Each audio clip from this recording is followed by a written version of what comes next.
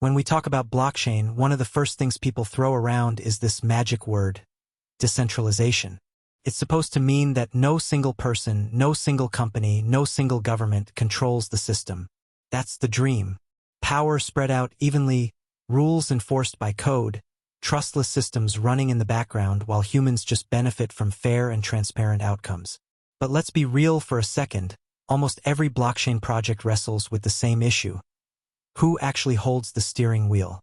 And when it comes to Stellar, that question is even more interesting in 2025. Because on the surface, Stellar has all the right ingredients for a decentralized payment network.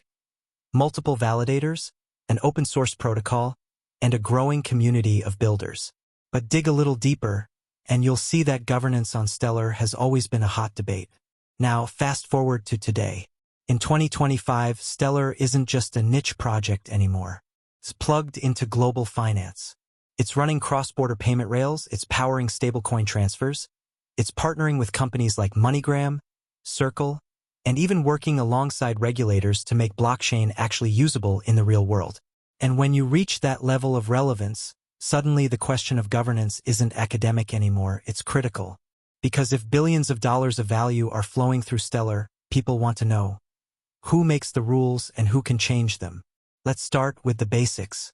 The Stellar network runs on something called the Stellar Consensus Protocol, SCP. Unlike Bitcoin's proof of work or Ethereum's proof of stake, SCP is based on what's called a Federated Byzantine Agreement. Fancy words, I know, but here's the human translation. Instead of everyone competing with energy or staking tokens to validate transactions, nodes on Stellar agree by forming trust networks. Validators choose other validators they trust, and over time these networks overlap enough to reach consensus. The result? Super-fast transactions, low fees, and no need for mining. Sounds great, right? But here's the catch. Trust networks also mean that the distribution of validators, the actual entities running the servers that confirm your transactions, matters a lot. And in Stellar's case, the Stellar Development Foundation, SDF, has historically been a very important player in that validator ecosystem. For years, critics pointed out that if too many people relied on SDF-operated nodes, then Stellar wasn't really decentralized, it was just a permission network with extra steps. So what's changed in 2025? The SDF has been actively trying to decentralize control. They've been onboarding universities, independent organizations, and corporate partners to run validators. They've been reducing their own footprint, encouraging more diversity in the network. And according to the latest numbers, no single validator now holds enough influence to shut down or override consensus. That's a big deal. It means Stellar has matured. It's gone from SDF runs everything to a distributed network where SDF is just one player among many.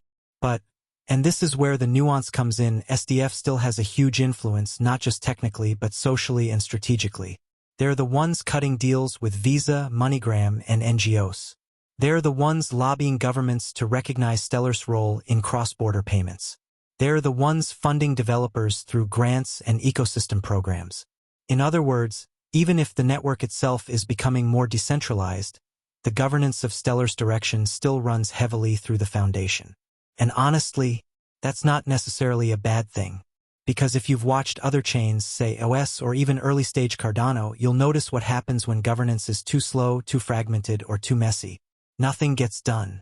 Stellar, by contrast, has been able to move quickly, adapt to regulatory pressures, and maintain partnerships because the SDF provides clear leadership. Of course, that raises the philosophical question. Is Stellar truly decentralized governance? Or is it a hybrid model where decentralization exists technically but central leadership still drives the mission? For users, this is the part that matters. When a new upgrade like Protocol 23 or a major change to how assets are issued comes up, who gets to decide? The answer is the validators ultimately. But SDF has outsized influence in proposing, organizing, and rallying support around these upgrades. And in 2025, we're seeing that governance play out almost like a two-tiered system. On the technical level, validators and community members decide on consensus and protocol changes. On the strategic level, the SDF steers the ship by negotiating with partners and regulators. Think of it like a democracy where there's a strong executive branch. The people, validators, still vote, but the executive, SDF, sets the agenda and carries the most weight in shaping the conversation. So, where does this leave us today? Stellar's governance in 2025 is in this middle ground. It's not fully decentralized in the ideological sense, where no one has more power than anyone else. But it's also not centralized in the way a private company like PayPal or Visa is. It's something in between, a pragmatic model that tries to balance efficiency with openness. And here's the interesting twist. This model might actually be what allows Stellar to succeed in the real world.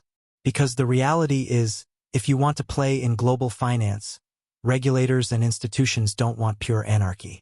They want accountability. They want a foundation they can talk to. And Stellar offers both. A decentralized ledger plus a recognizable, credible foundation that can sit across the table from the IMF or the SEC. That's why governance in Stellar is less about, is it pure decentralization? And more about, is it effective governance for real-world adoption? And so far, the results speak for themselves. The network hasn't been compromised, transactions remain lightning fast, and adoption is growing.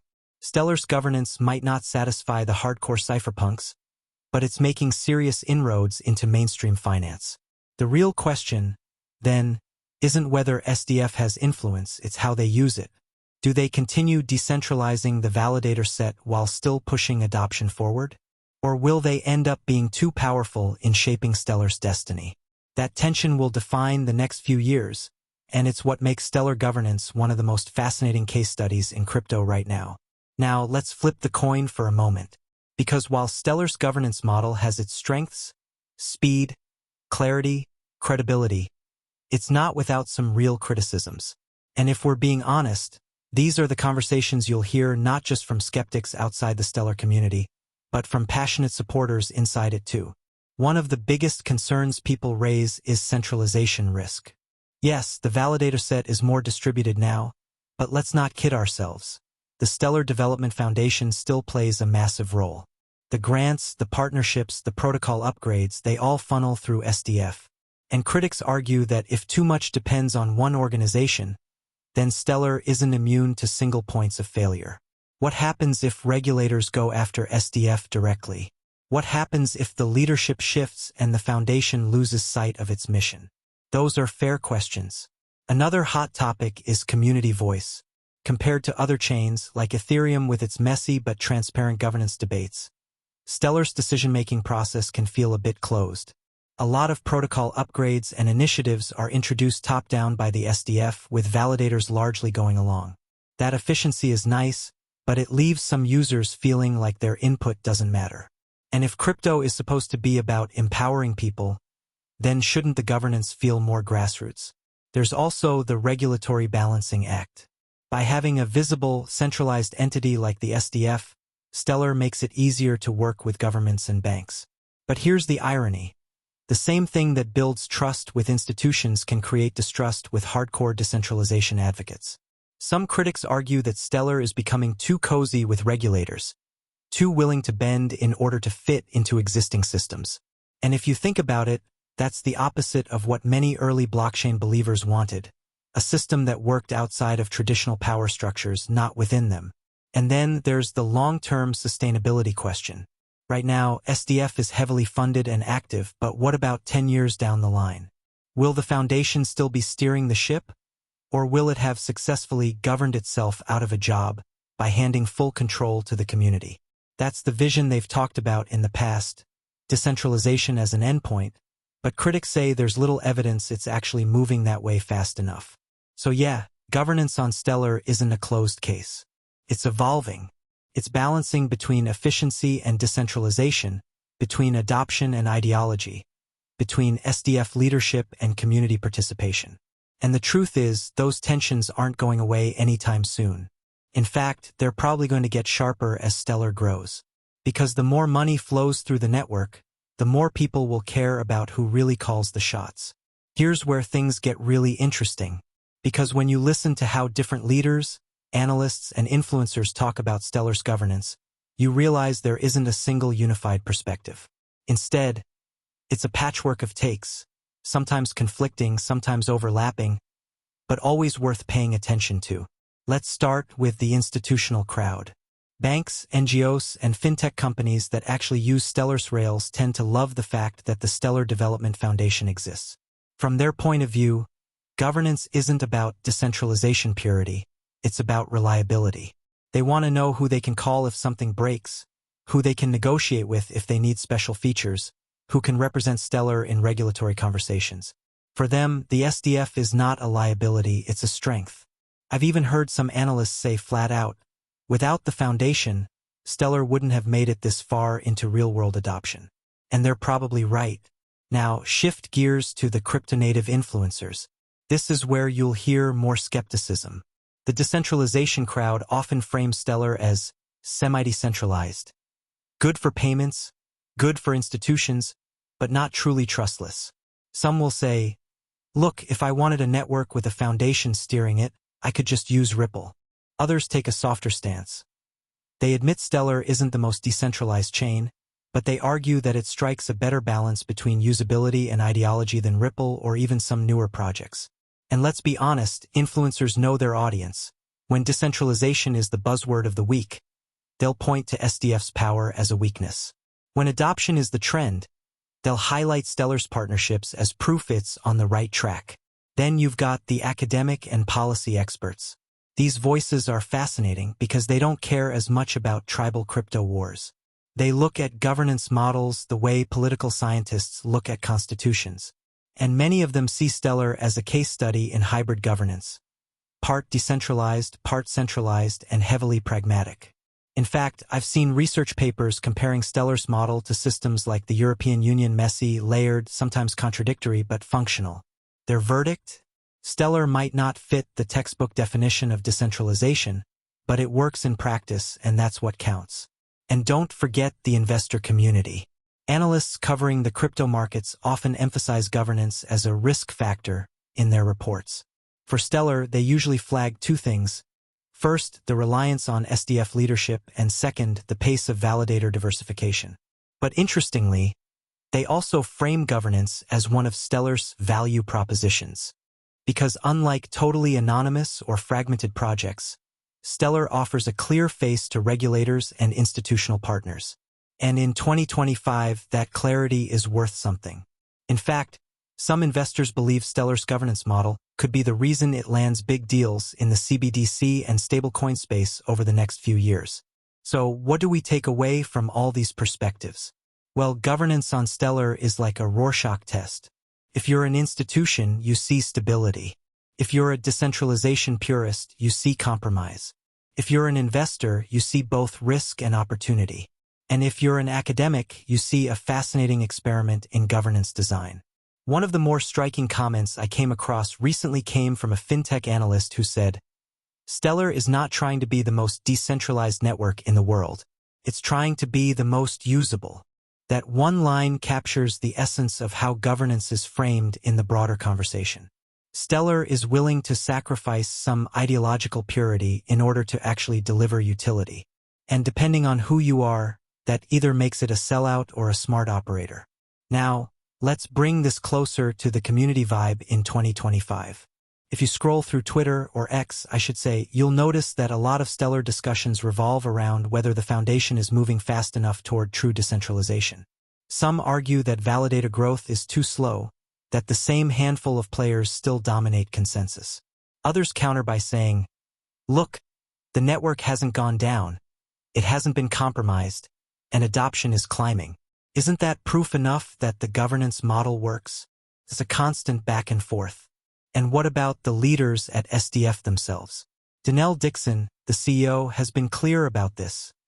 The foundation doesn't want to be in control forever. They've said multiple times that their goal is to strengthen the network to the point where SDF is just one stakeholder among many. But here's the kicker. Every time she says that, the community asks the obvious follow-up. When? Because so far, it looks like SDF is still the primary engine behind most of Stellar's moves.